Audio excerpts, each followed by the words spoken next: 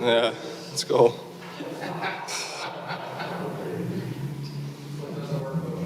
Go for it. Turn it on. I can hear you guys.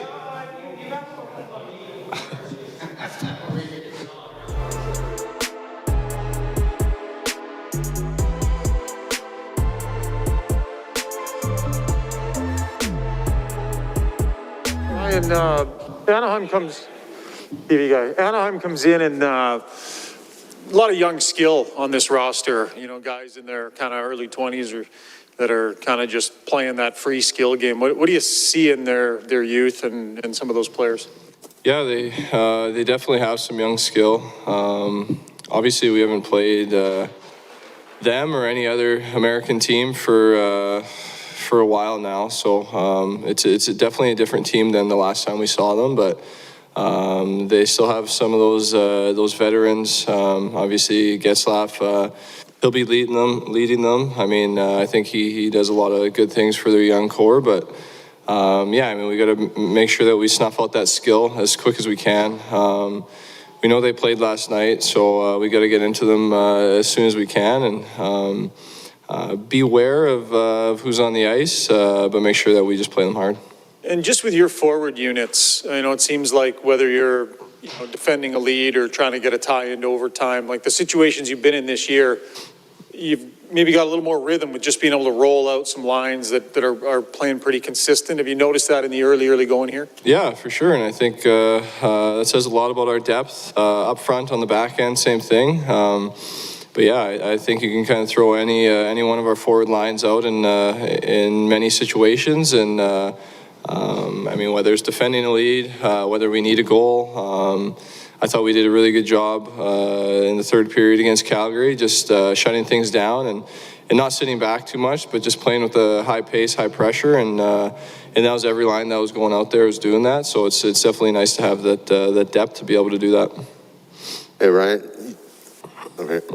You've got a young team coming in here that played last night, and then Arizona's in next. And not that you ever take anything for granted, but this is kind of a situation where a good team puts its foot down and takes care of business and, comes out of this stretch 4-0. Well, yeah, I mean, we need to be able to, I mean, just because they played last night, I mean, we need to be able to come out hard. I think the start's so important when you have a team coming in back-to-back. And, I mean, we need to learn to win in these situations. I think we've grown a lot over the years as a team, and we have more confidence. So definitely we need to be able to take advantage of certain situations. But I mean, there's nothing easy any night in this league. I mean, any team on any given night can beat the other one. So you can't take anything for granted. Got to make sure that we, like you said, we kind of put our best foot forward. And every night we want to be a hard team to play against. And sometimes things don't click. Sometimes you're not feeling your best, but I think that work ethic is something that you can make sure that you maintain every night. You get a U.S. team tonight. You're going on the road for a couple. You're back to the 82 game grind with all the teams in the league. What as a player is that exciting? What did you miss about the 82 games? Yeah, well, I think you're so used to it, and then get away from it last year. It definitely feels a lot different. I mean, I think the way they did it last year with playing teams multiple times in the same city, I think they did a really good job of that. Made the travel a lot easier on us. But yeah, obviously you miss going down to some of the other cities and playing every team. I think that's something that's fun about this league is being able to play every team and see every different player. I mean, it's obviously different divisions kind of play a different style, but being able to play against top players from out east or down south or whatnot, it's always fun, and I think that's one of the great things about this league. It's been a while since Dallas Eakins was here, but I think this is his first trip back since he went to Anaheim. What do you remember about the Dallas Eakins era when he was coaching you guys? Yeah, well, I think something that he impressed upon us right away was the work ethic, and so we got to expect that from this team tonight. That was kind of the first and foremost thing for him is you're going to go out there and work every night. So, I mean, he's got a young team over there, but you know that they have skill, but they're going to be working, so got to prepare for that. Thanks. Ryan, going back to the travel, would you be for if, let's say, you did a road trip, 2 games in LA, 2 games in Anaheim, and then the next time you did 2 in San Jose and 2 in Vegas? Would you prefer that rather than a 4-gamer in 4 cities? Personally, I think, I enjoyed doing that last year, so I think it would be a cool thought to have. I don't know if that's something that they'll seriously think about in the future, but just as far as last year, I thought that was really good. You kind of get settled into a hotel, you have a lounge to kind of hang out in, and obviously you're not traveling quite as much. So I think, I don't know, I enjoyed it. I think it's something that hopefully, maybe they can look for in the future. Ryan, there was a time when the Oilers were the young team with all the young skill guys, and Getzlaf and Perry and, Niedermayer and Boschman and Kessler used to come through here and generally win. That shoes, I'm not saying it's completely on the other foot, but it sure looks that way. What's that tell you about your time in the league? And, think back for us to those days when those guys used to come in here hard they were to play against. Yeah, I think, that whole division, the California teams, when I first got into the league, were always tough games. These guys, like you said, Getzlaf, Perry, playing against those two every night, going up against LA, San Jose. They're older, veteran, experienced, bigger, harder teams to play. And I think now that we have that experience, like you said, it's obviously time was on and things changed quick in this league. So, we're a more veteran team, more experienced team. We've had a lot of guys get into the playoffs, had some, some heartbreaks in the playoffs, but you always learn and you gain experience from it. So, this is a young team, and like I've said before, you don't take anything for granted. Any given night, any team can win, so we got to make sure that I think first and foremost we have a good start and kind of snuff out their young skill as quick as we can, and just make it tough on them tonight. Good. Thanks.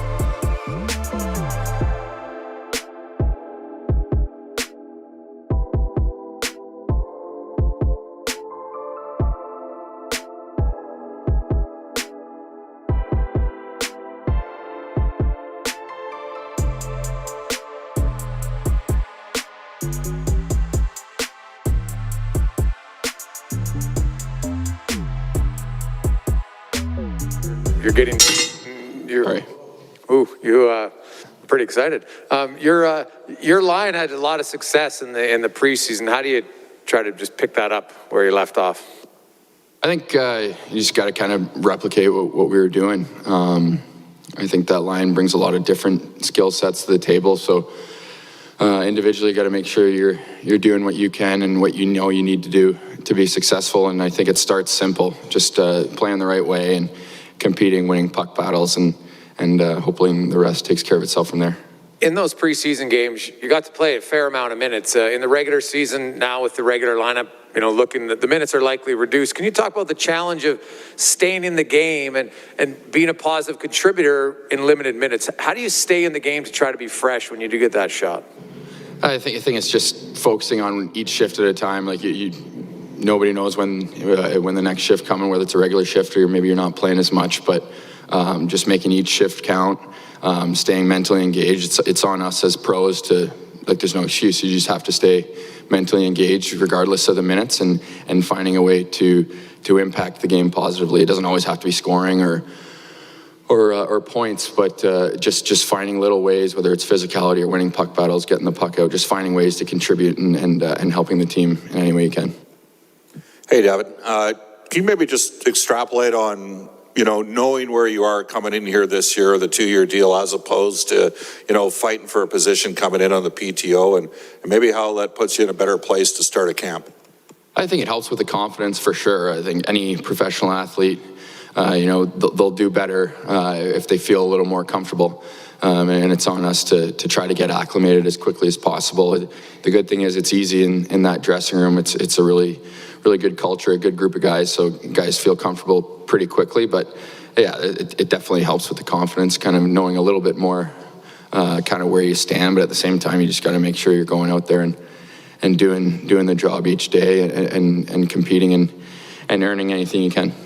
Did you change something in the dynamic as to how you train? Because at least to me, it looks like you've got a little bit more quickness in your step. I know you were skating a bit with Connor as well in the off season. I think you're always trying to pick up little things. Like I've trained with Connor for 8 or 9 years, but sometimes like the on ice groups, they get shuffled around, and for the way it worked out, I was on the ice with him a lot, and whether it's in an NHL game or in a 8-person session in the middle of the summer, he brings that compete, and he kind of elevates the level of all the guys on the ice. So that probably helped a little bit, and maybe another part of it is, as we kind of spoke earlier, just kind of being more comfortable and confident. Maybe it takes a little, maybe you're not squeezing the stick as tight, and that helps with giving you a little extra jump maybe. And you improved as the season went on last year. You got to 52% in the face-off circle. You played exclusively center in preseason. How much of mastering that art is part of what you need to do? It's important. I think like the league's so tight right now. If you can start with the puck off a draw more often than not, it does make a big difference. And like you watch some video, you try to get stronger, you work on your timing. It's just another skill set that you try to improve on every year.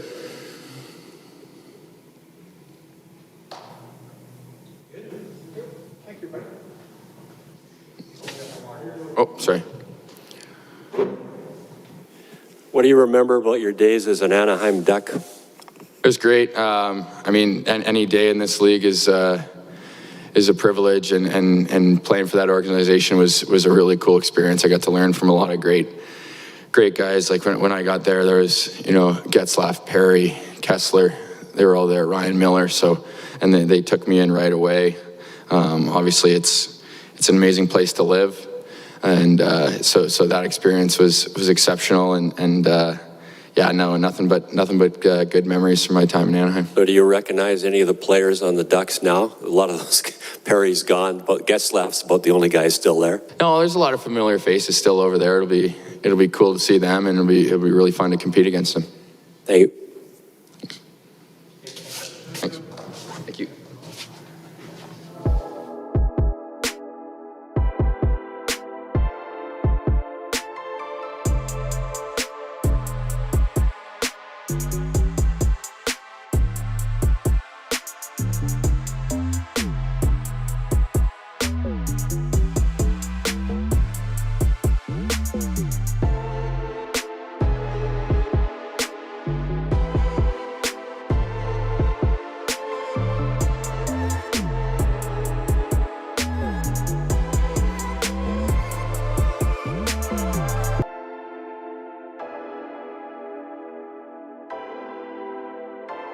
Where are we going? Yeah. Well, Dave, Devin Shore was just here. He comes back in. That line was really good for you in the preseason. What do you like about that trio, and did you want to try to get them more involved tonight?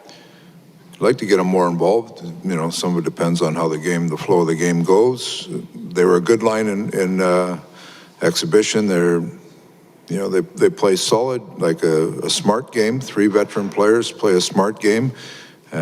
Shore was real solid at center ice, and the other 2 guys kind of used their attributes accordingly, and they were a good line. Like they were a plus line.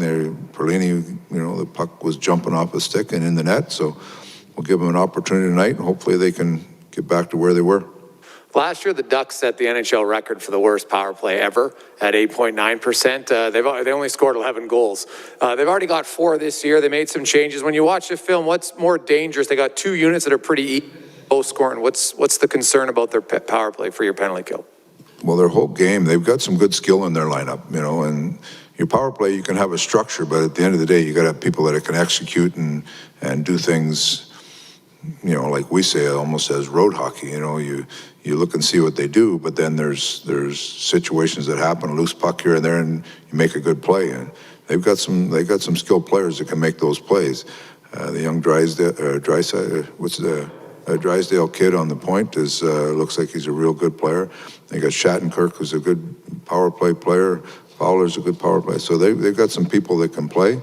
I know they changed some of their staff there. I know Noel Brown well from having him on my staff in Arizona. He's very good with the power play. So, it looks like they've got it turned around a little bit. Just watching practice, was everything okay with Yamamoto? He left a bit early there, and everything all good? He didn't leave early, I don't think. Okay. We changed the color of his jersey just because of some power play penalty kill stuff. Right. Might have missed him in the shuffle there. Okay. Maybe I'm seeing things. I thought I saw something at the net, and then he left, but I'm probably wrong. Just on the Ducks with this young skill they bring, just in watching them last night, there's kind of at times this carefree nature, young guys that just want to put that skill on display. What do you make of that? And can that be dangerous when you got guys that are willing to try things? You have good players on your team, you're dangerous. They worked hard. Their goaltender was good last night. They hung around that game and found a way to win. So they looked like a good team last night. All right, perfect.